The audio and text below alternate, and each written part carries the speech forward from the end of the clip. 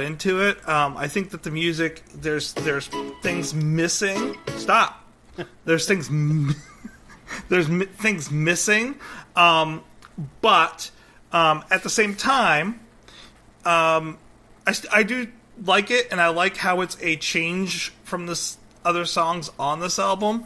I'm not a big fan of the synth at the end of the song. I'm not proud to say this, but I will be honest that songs like this at the end of the song, I will wait till that comes up, listen to like 10, 12 seconds of it, and then hit next song. Especially if I'm driving. Like if I'm just sitting there and chilling, I won't do that. But if I'm driving, I'm gonna switch it because I want to get to that next song that I'm gonna be able to jam to. So what I'm giving this is 3 butterfly strokes. Okay, so that brings our song gives the total score of a 2.87, which brings it just above Carol of the Bells. Okay, that seems about right. So it's above a word for that. It's slightly above Another Spin. It's above Another Postcard. It's just below Born Human. Just below Another Heartbreak, yeah, and I guess Born Human as well. Sorry about that. I've been adding in the beats per minute and chord of the song. Yes. And so the key of the song, which is in there now, so at the end we can do some analysis, but in doing so I had to get it in alphabetical order to do it. No Sorry problem. about that. That's okay. No problem. I think that's about where it belongs. I think honestly it's pretty darn good, especially, again, I know that we've been kind of hard on some of the latter day BNL stuff, but I think again, I would love to see them maybe take another stab at this song. I'd love to see them come back to it and be like, "Hey, let's make another version of this song and maybe like go somewhere else with the bridge or do something like that." I'd love to hear another take on this song because I do think there's something really, really interesting in this song. All right, so guys, we got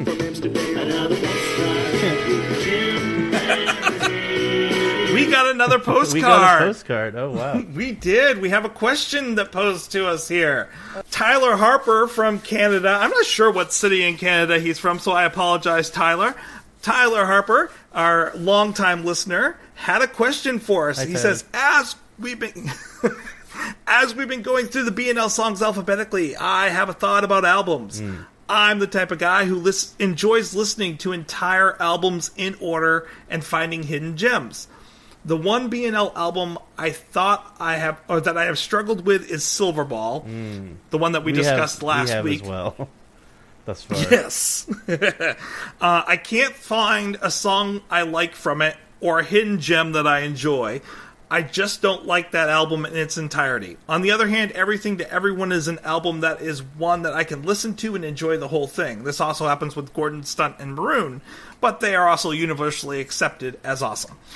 Is there an album from B&L that you cannot stand to listen to? And he says that he would imagine it would be from the 2009 and later releases.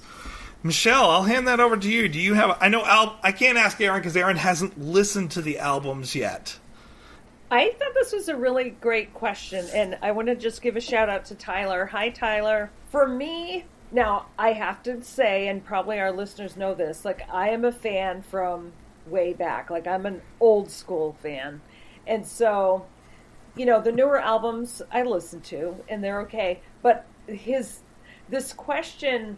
I wanted my answer to be different, but my answer is Everything to Everyone.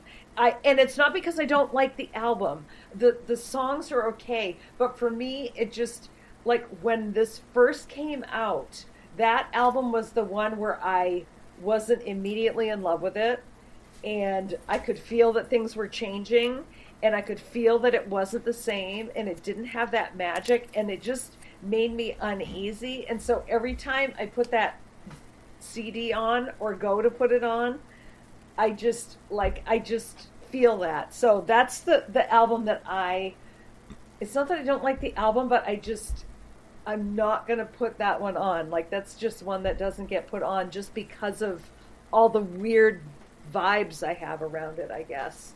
Interesting. Yep. Good answer. And I think mine will come out more, and I'll see if I'm incorrect on this at the end. Like, we're keeping all these numbers, so like at the end we're gonna crunch like who hates which album the least, who loves which album the most. That'll be cool. So like I love having this in a sheets file, so I can just easily like crunch those numbers. But as it stands right now, numbers prove me wrong or right later on. Silverball is the album that I never return to. I never pull up a song off Silverball and listen to it. I don't think, even after I bought it, that I listened to Silverball all the way through one time through. I listened to parts of it, I stopped it, I came back to it, I stopped it, I came back to it. It was my disillusionment with B&L at that point. Interesting. And then, luckily, the album after that, like this newest album, they've brought me back. I've enjoyed this album a little bit more so than the previous one. But yeah, for me, it's got to be Silverball. Well, I'm gonna say for me, it's snack time.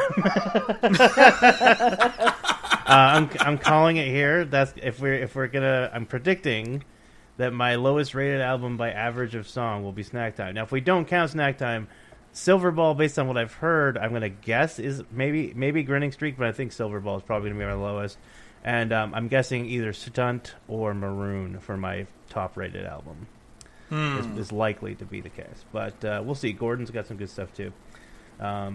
Again, I really like so much of what I've heard. You know, it's really a testament to how talented these guys are that I keep coming back here week after week. You know, if I was not getting something out of this, if I was not enjoying this music, I mean, obviously I'm enjoying the activity of kind of analyzing it. It's good kind of mental exercise for me to stay sharp with my theory skills and stuff. But and I love talking to you guys. But I think if I wasn't enjoying the music, if I didn't feel like, oh, I can't wait to hear the next Alcohol or hear the next Conventioneers or whatever. If there wasn't that pull, I probably would be like, well, guys, this is a really huge project, and I've been having a lot of fun with I'm the so A's busy. and the B's. I can't even. But, yeah, so the fact that I'm sticking with this is a testament, I think, to the I quality. don't have 10 more years to get to this project. So, who knows? I do have a lot of stuff going on, but I'm going to hit retirement before we're over. I do want to keep up with it. Yeah, hopefully, I don't know. They better slow down releasing albums, or we'll never catch up. I know. They just said they headed back into the studio. I'm like, no, please, God, no. Let us catch up. But yeah, no, it's been a lot of fun, and I look forward to many more. So now I plan on putting out there, once I figure out how to do this, I plan on putting and posting a survey on Facebook so other people can also answer this question as well. I just have to figure out how I can go about doing that and keeping it open so we can get just continuous responses as more and more people come. Wonder if we could do a pinned post with a straw poll in it. Oh, because you have poll options on Facebook. You can make a poll, and then maybe we could pin it to the top of the page. So that's a good idea. That's the first thing. That's a great idea. We'll have to talk about that at some point here about how to get that to happen. You guys, sounds like you guys know a lot more about it than I do. I might be able to do that. Ooh, that would. If you want to take that project, go right ahead. Sure. I have a billion projects that I'm juggling, so yeah, I'll do that. I'll take it over. Thank you, Michelle. All right, cool. Very cool. Appearance for the week. Okay, random selection here. I have about 5 of them that I've pulled up. The one that I'm most excited to kind of talk about, I'm going to go with.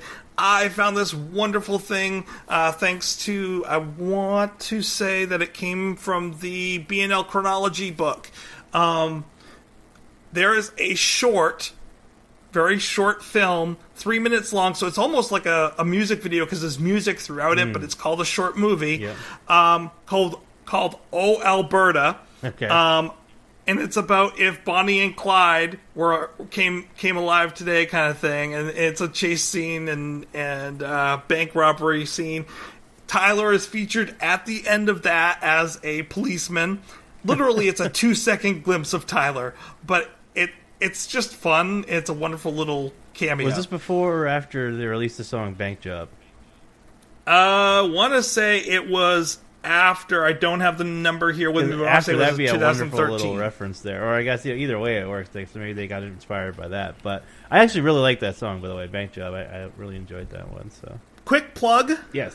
Whatever It Takes podcast. We are part of the Filling the Void Network. There is a wonderful podcast on Wednesdays called Whatever It Takes, a Degrassi podcast, Oh, wow. where they talk about the next generation. And of course, I would love to have them on because, as you know, Ed was on 2 episodes of that show as the music teacher, ironically enough, or coincidentally enough.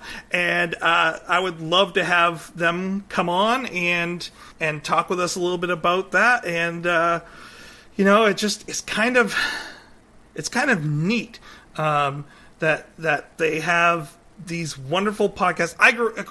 I'm really old at this point, and I grew up watching. Oh my God, it's so crazy to say this. The original. I watched the original Degrassi back when it was on PBS. Yes. It is crazy to imagine how old that is. And speaking of crazy, that's the song that we're going to hit next week. Woo! Nice transition. Very nice. Thank you guys very much, and we'll see you next week for one of my favorite songs, Crazy. Yay! See you next week. Thanks, that was fun. Don't forget, no regrets.